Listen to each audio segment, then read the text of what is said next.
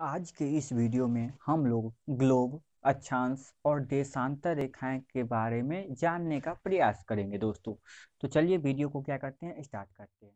पृथ्वी हमारे सौरमंडल का सदस्य है, जिसका भौगोलिक अध्ययन हम इसके एक नमूने से करते हैं जिसे ग्लोब कहते हैं। अक्षांश रेखाएं और देशांतर रेखाएं, ये रेखाएं काल्पनिक रेखाएं होती हैं। अक्षांश रेखाएं और देशांतर रेखाएं, ये रेखाएं काल्पनिक रेखाएं होती है। आइए अक्षांश रेखाएं के विषय में हम लोग देखते हैं। पृथ्वी से पूरब की ओर खींची गई सभी काल्पनिक रेखाएं अक्षांश रेखाएं कहलाती है। क्या कहते हैं, पृथ्वी से पूरब की ओर जितनी भी रेखाएं काल्पनिक रेखाएं खींची गई हैं सब अक्षांश रेखाएं कहलाती है। पृथ्वी के बीचों बीच 0 डिग्री अक्षांश रेखाएं होती है, जिसे हम भूमध्य रेखा या विषुवत रेखा कहते हैं।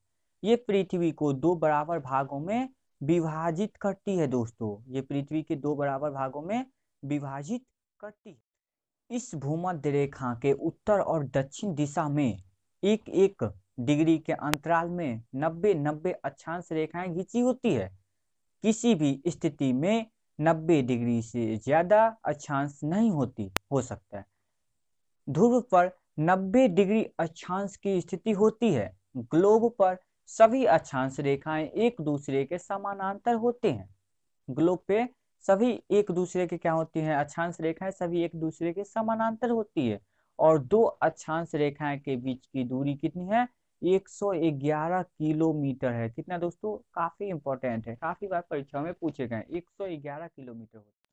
अब देखने का प्रयास करेंगे कि उत्तरी गोलार्ध पे सबसे बड़ा दिन कब होता है और दक्षिणी गोलार्ध पे सबसे बड़ा दिन कब होता है। जी हाँ दोस्तों, 21 जून को सूर्य कर्क रेखा के एकदम ऊपर होता है। इस कारण इस दिन उत्तरी गोलार्ध में सबसे बड़ा दिन होता है। 22 दिसंबर को सूर्य मकर रेखा के एकदम ऊपर होता है। इस कारण यह क्या है, यह दिन दक्षिणी गोलार्ध का सबसे बड़ा दिन होता है। ध्यान दीजिएगा दोस्तों, अफ्रीका अफ्रीका एकमात्र ऐसा महाद्वीप है जिससे कर्क रेखा, मकर रेखा और भूमध्य रेखाएं कर्क रेखा, मकर और भूमध्य रेखाएं गुजरती है। अफ्रीका एकमात्र ऐसा क्या है, महाद्वीप है। अब आइए हम लोग देशांतर रेखाएं के विषय में जानने का प्रयास करेंगे कि देशांतर रेखाएं क्या होती है। उत्तरी ध्रुव और दक्षिणी ध्रुव को मिलाने वाली काल्पनिक रेखाएं को देशांतर रेखा कहा जाता है। क्या है दोस्तों, उत्तरी ध्रुव और दक्षिणी ध्रुव को मिलाने वाली उत्तरी ध्रुव और दक्षिणी ध्रुव को मिलाने वाली काल्पनिक रेखाएं को देशांतर रेखाएं कहा जाता है। ध्रुवों के भूमध्य रेखा की ओर जाने पे देशांतर रेखाओं के बीच की दूरी बढ़ती जाती है और भूमध्य रेखा के ध्रुवों के बीच जाने पे देशांतर रेखाएं के बीच की दूरी घट जाती है दोस्तों, घट जाती है। ओके ना। देशांतर रेखाएं समानांतर नहीं होती है। देशांतर रेखाएं क्या होती है, समानांतर नहीं होती है। दो देशांतर रेखाओं के बीच सबसे अधिक दूरी भूमध्य रेखा पर होती है। कहाँ होती है, भूमध्य रेखा पे 111.3 किलोमीटर होती है। काफी इंपॉर्टेंट है। ग्रीनविच किसे कहा जाता है, 0 डिग्री देशांतर रेखाएं के प्रधान यागोंतर या प्रधान माध्यम रेखा को ग्रीनविच रेखा कहा जाता है। जी हाँ दोस्तों, ग्रीनविच रेखा कहा जाता है। 0 डिग्री, इस 0 डिग्री देशांतर रेखा से पूर्व और पश्चिम की ओर हर एक एक डिग्री के अंतराल में 180 देशांतर रेखाएं खींची गई है। तो कुल मिलाकर 360 देशांतर रेखाएं ग्लोब पे खींची गई है। क्वेश्चन आता है, ग्लोब पे कितने देशांतर रेखाएं खींची गई हैं। आपका आंसर रहेगा 360 देशांतर रेखाएं खींची गई है ग्लोब पे। 0 डिग्री देशांतर रेखाएं और 180 डिग्री देशांतर रेखाएं एक दूसरे के विपरीत होती है। क्या होती है, 0 डिग्री देशांतर रेखाएं और 180 डिग्री देशांतर रेखाएं एक दूसरे के क्या होते हैं दोस्तों, विपरीत होती है। अंतरराष्ट्रीय तिथि रेखा और समय रेखा, 0 डिग्री देशांतर रेखाएं का उपयोग समय निर्धारण में किया जाता है। इसलिए 0 डिग्री देशांतर रेखा अंतरराष्ट्रीय समय रेखा कहलाती है। 180 डिग्री देशांतर रेखाएं का उपयोग तिथि निर्धारण में किया जाता है, इसलिए 180 डिग्री देशांतर रेखाएं को अंतरराष्ट्रीय तिथि रेखा कहलाती है।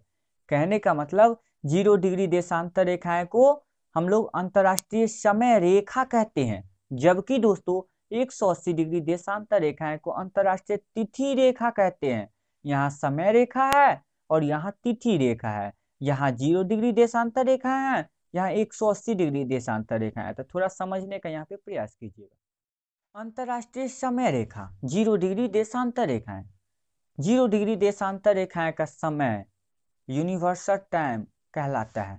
ग्रीनविच से पूर्व के स्थानों का समय ग्रीनविच समय के आगे होता है और ग्रीनविच से पश्चिम के स्थानों का समय ग्रीनविच समय के पीछे होता है।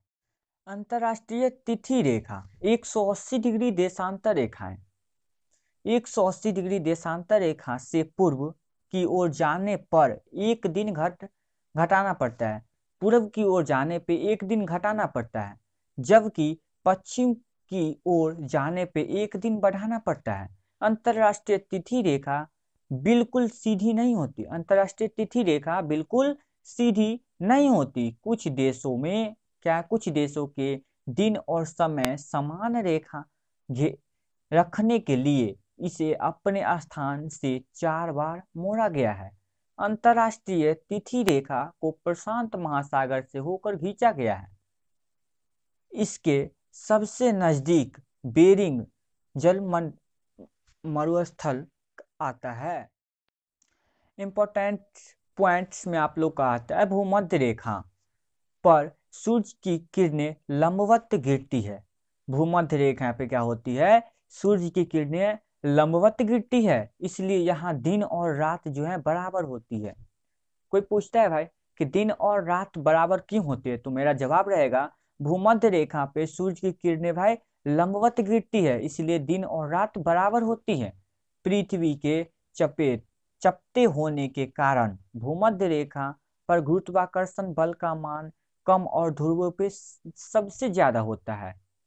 उत्तरी गोलार्ध और दक्षिणी गोलार्ध में 30 से 35 डिग्री अक्षांशों के बीच उष्णपोषण उच्च दाब की स्थिति पाई जाती है, इसलिए इन अक्षांशों को अवयव अक्षांश कहा जाता है। दोस्तों वीडियो आपको कैसा लगा, लाइक शेयर एंड कमेंट के माध्यम से आप लोग वीडियो को बताएं कि कैसा लगा। और हाँ, जितने भी साथीगण हैं आपके प्यारे दुलारे, उनको ये वीडियो जरूर शेयर कीजिएगा, और वीडियो पसंद आया होगा तो एक लाइक जरूर कीजिएगा और चैनल को सब्सक्राइब जरूर कीजिएगा। तो हम लोग मिलते हैं नेक्स्ट वीडियो में, और आप जो भी परीक्षाओं का तैयारी करें अच्छे से करें दोस्तों। Take care, bye bye.